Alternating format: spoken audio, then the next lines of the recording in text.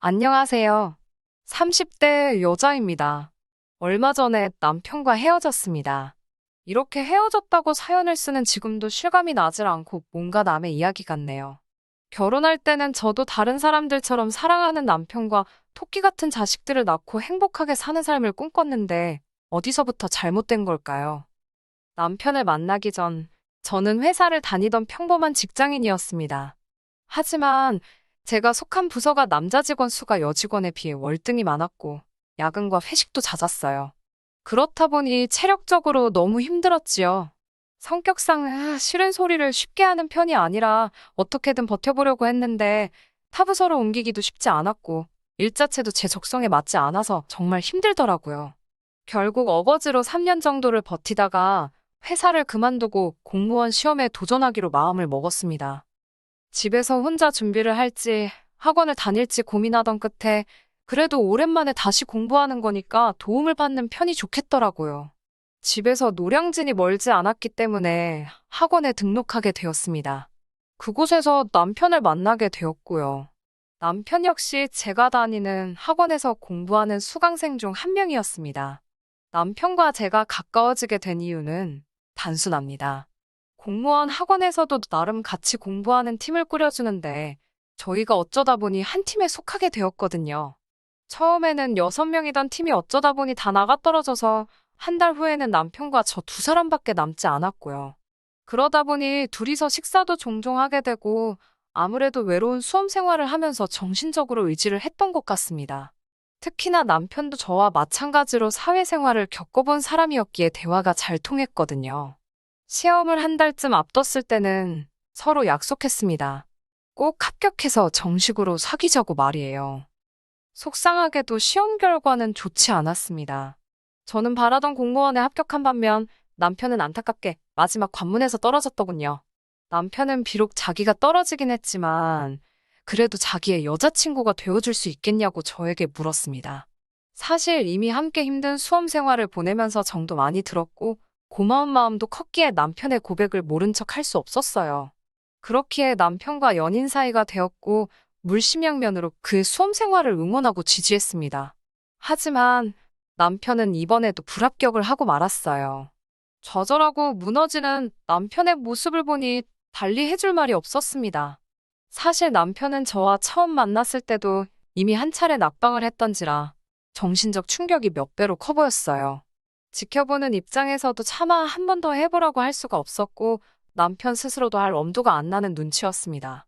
무슨 말을 해줘야 할지 모르겠더라고요. 며칠 동안 연락이 닿지 않던 남편은 공무원 준비는 그만하고 대신 취업을 하겠다고 했습니다. 본인이 그러겠다는데 제가 뭐라고 할 수 있겠어요. 다행히 오래 걸리지 않아 남편은 지인의 사업을 돕게 되었습니다. 그나마 다행이다 싶었어요. 이후로 한 1년 정도 더 지났을 무렵 남편이 저에게 결혼하자며 청혼을 해왔습니다. 3년이란 연애가 결실을 맺는구나 싶어 감격스럽기도 했고 기쁘기도 했어요. 하지만 이 행복은 오래가지 못했습니다. 청혼을 받고 정확히 일주일 뒤 시댁에 찾아가 시부모님께 인사를 드렸습니다. 시부모님은 서울에서 30분 정도 떨어진 지역에 위치한 24평대 아파트에 거주하고 계셨습니다. 남편도 이 집에서 태어나 고등학교를 졸업할 때까지 살다가 서울로 대학을 진학하면서 독립했다고 했습니다. 두 분 다 달달한 간식거리를 좋아하신다는 말을 미리 들었기에 한과랑 화과자를 준비해 갔네요. 이런저런 이야기가 오가다가 시부모님께서 결혼식이나 신혼살림 같은 건 둘이 이야기를 좀 해봤냐고 물어보시더라고요. 사실 저도 남편하고 진작부터 이야기해보고 싶기는 했는데 어떻게 시작해야 좋을지 몰라서 엄두를 못 내고 있었거든요. 그래서 어머님이 물어봐 주셨을 때 반가운 심정이었습니다. 당시 제 주변에는 이미 결혼한 지인들이 꽤 있었기 때문에 여기저기서 들려오는 이야기가 많았거든요. 또 제가 무슨 성인군자도 아니고 저도 사람인데 솔직히 따질 건 따져보고 싶었지요. 저는 첫 직장에서 벌어둔 돈과 얼마 되지는 않아도 공무원 일을 하면서 번 돈까지 어느 정도 모아둔 돈이 있긴 했어요. 남편에게 당신은 얼마나 있냐고 물었더니 우물쭈물 하더라고요. 그러더니 자기는 이미 첫 직장에서 번 돈을 수험 생활에 다 써버린 탓에 결혼식에 쓸 수 있는 돈이 별로 없다고 하더라고요. 그 말을 듣는 순간 돈도 없으면서 무슨 생각으로 나한테 청혼을 한 건가 싶었어요. 망치로 머리를 한 대 맞은 느낌이 이런 건가 싶었지요. 본인도 나이가 있으니 조급해서 그랬나 싶기도 하고 짧은 순간이었지만 별의별 생각이 다 들더라고요. 제가 그 자리에서 표정 관리를 못한 건지 시부모님이 4천 정도는 해주실 수 있답니다. 제가 모은 돈 4천에 남편이 가진 돈 1,000, 그리고 시부모님 돈 4천. 그래도 1억뿐이었어요. 그날 이후로 차마 부동산 안에 들어가지도 못하고 바깥 유리에 붙어있는 A4 종이만 슬쩍슬쩍 대충 훑어만 봤어요. 역시나 어림택도 없다는 걸 알겠더라고요. 한편 제가 시댁에 인사를 드리고 왔다는 사실을 아신 친정부모님께서는 그 이후로 제가 가타부타 뭐 말이 없으니까 걱정이 되셨던 모양이에요. 도대체 무슨 일이냐며 절 붙잡고 물어보시더라고요. 결국 뾰족한 수를 찾지 못했던 제가 부모님께 상황을 털어놓았지요. 그러자 친정부모님께서는 그러면 이자 없이 빌려 쓴다 생각하고 당신들이 부족한 전세금을 빌려주신다 하셨습니다. 겨우 돈 때문에 좋은 사람을 놓치면 되겠냐면서 말이지요. 커다란 걱정거리를 순식간에 덜게 되니 마음이 너무 홀가분해지더라고요. 그 주 주말 마침 아버님 생신이었기에 다시 한번 시댁에 찾아가게 되었습니다. 그날은 신우와 신우 남편도 와 있더라고요. 남편보다 3살 많은 신우는 뚜렷한 직업은 없고 프리랜서로 활동하면서 자기 용돈 정도만 벌고 있다고 들었습니다. 신우 남편도 대학원을 다니고 있는 학생이라고 했고요. 남편 말로는 애가 생겨서 부랴부랴 혼인신고를 먼저 했는데 애가 잘못되었다더라고요. 그래서인지 사이가 별로 안 좋다나요. 아무튼 아버님 생신상에 모여 다 같이 식사도 하고 이런저런 이야기가 오갔습니다. 그러다 제가 저희 친정에서 1억을 빌려주신다 하여 전세금을 해결할 수 있을 것 같다고 말씀을 드렸어요. 저는 시부모님도 그렇고 남편도 좋아할 줄 알았습니다. 그런데 순간 말 그대로 시간이 얼어붙은 것 같았습니다. 남편은 정말 감사한 일이라면서도 주변의 눈치를 살피는 듯 했고 어머님 역시 아버님과 신우 남편의 표정을 살피는 듯 했어요. 아버님께서는 왜 너희 아버지가 1억을 빌려주시냐면서 너희 둘 다 성인인데 너희들 이름으로 대출받으면 되지 않냐고 물으셨습니다. 약간 화가 나신 듯한 목소리였지요. 그리고 왠지는 모르겠지만 신우 남편이 밥을 다 먹지도 않고 먼저 일어나겠다며 자리를 박차고 일어났고 신우도 진짜 이럴 거냐면서 자기 남편을 따라 나가더라고요. 아무래도 제가 뭔가 말실수를 한 것 같았어요. 남편이 저에게 잠깐 이야기 좀 하자면서 방으로 저를 부르더라고요. 신우 남편이 평소에 처가, 그러니까 저에게는 시댁이네요. 돈 없는 걸 가지고 평소에도 신우를 못 살게 군다는 거예요. 그런데 이번에 처남, 그러니까 제 남편이 돈 있는 처가로 장가간다고 저러는 거랍니다. 제가 불난 집에 기름을 부었다나요. 너무 유치하고 어이가 없었어요. 한마디로 신우 남편 인성이 썩어 빠졌다는 건데 그게 제 탓은 아니잖아요. 무엇보다 제가 신우 남편이 속으로 무슨 생각을 하고 있는지 어떻게 알았겠어요. 다시 거실로 나오니 아버님은 아버님대로 저한테 잔뜩 화가 나셨더라고요. 하시는 말씀이 왜 저희 아버지께서 1억을 해주시냐입니다. 저희 전세금이 부족해서 도와주시고 싶어 하시는 거라고 다시 한번 제가 설명을 드렸더니 정말 그뿐이냐고 물으시는 거예요. 그럼 다른 뜻이 있어야 하는 거냐고 제가 물었습니다. 제 말투가 예의 바르지 못했다는 건 저도 인정합니다. 아버님께서는 혹시 저희 아버지가 당신과 기싸움이라도 지금 하려고 그러시는 거 아니냐고, 지금 1억으로 남편하고 당신 기죽이려고 그러는 거 아니냐고 따지셨어요. 제가 어이가 없어서 웃음이 다 나려고 하더라고요. 절대로 그런 거 아니니까 오해하지 마시라고 달래듯 풀어드렸습니다. 이때만 해도 솔직히 그저 나이 드신 아버님의 유치한 노여움 정도로 생각했어요. 하지만 결혼식을 올린 이후로 점점 뭐라고 해야 할까요? 이렇게 표현해도 될지 모르겠는데 남편을 포함한 시댁 식구들이 점점 염치가 없어지더라고요. 결혼식을 올리고 얼마 지나지 않아 친정 아버지의 생신이셨어요.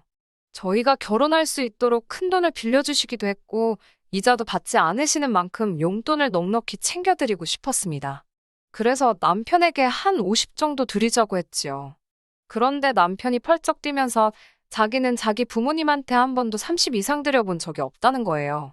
하지만 남편은 매달 시부모님께 20만 원씩 용돈을 보내드리고 있고 생일은 또 따로 챙기는 걸 제가 알고 있거든요. 반면에 저희 부모님은 이자도 안 받으시고 다달이 저희로부터 용돈도 안 받으십니다. 남편도 그걸 뻔히 알면서 그런 반응을 보이니까 솔직히 정 떨어지더라고요. 결국 이 일을 계기로 저희는 부모님 용돈은 각자 챙기고 생활비도 반반 부담하기로 했습니다.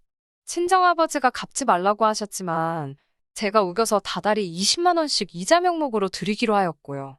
남편은 저더러 이상한 똥꼬집이라고 했지만 이게 다 본인의 뻔뻔한 태도 때문에 생긴 일이라는 건 모르는 듯 했어요. 한 번은 이런 일도 있었네요. 얼마 지나지 않아 친정아버지께서 결혼 35주년 기념으로 친정어머니 차를 바꿔주셨습니다. 그러자 친정어머니께서 당신이 타시던 구형 그랜저를 저더러 갖겠냐고 물어보시더라고요. 당시 저와 남편은 제가 처녀 때부터 타던 차를 같이 쓰고 있었기에 이참에 두 대를 쓰는 것도 나쁘지 않겠다 싶더라고요. 그래서 좋다고 했습니다.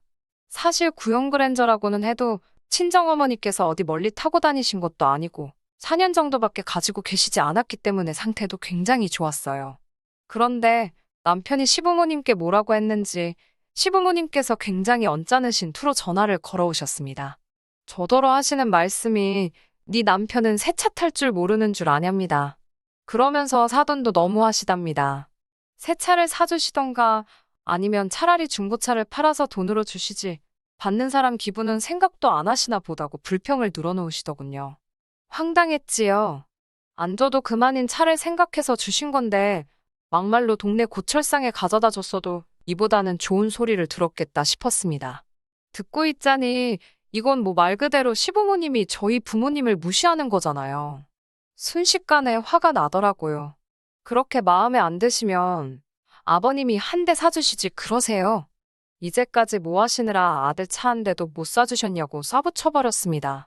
그러자 저더러 말하는 싸가지 좀 보랍니다. 싸가지가 없어서 죄송하고 남편은 절대로 그 차 못 타게 할 테니 걱정 마세요.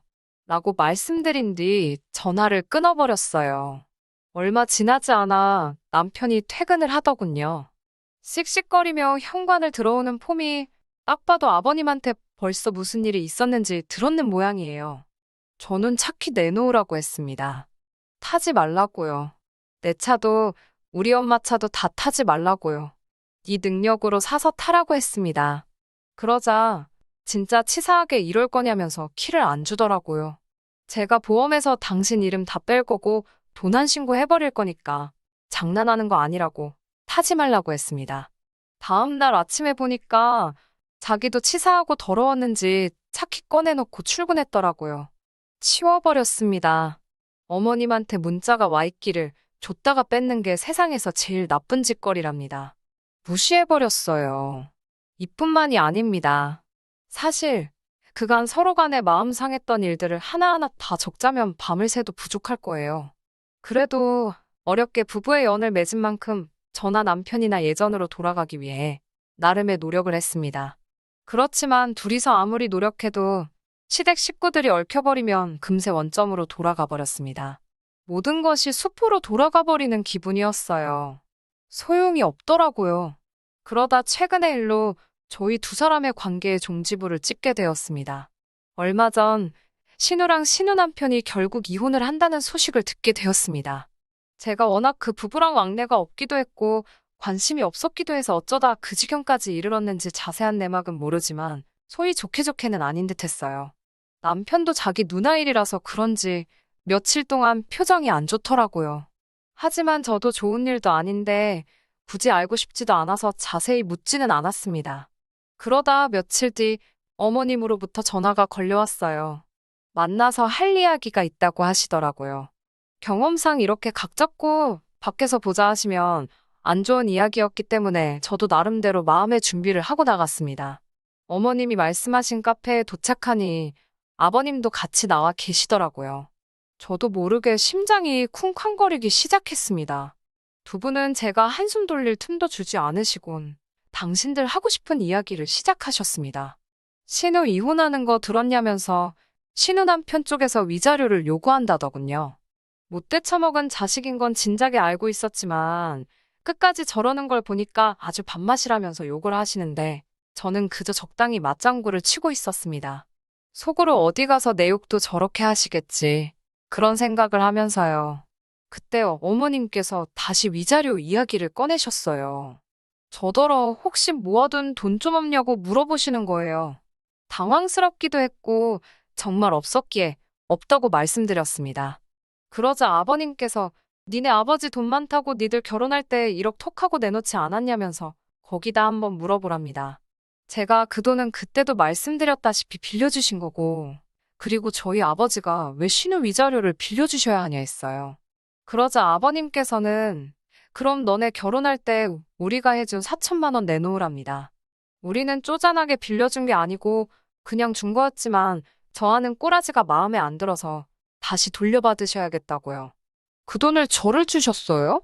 아버님이 저를 보고 주신 거라고요.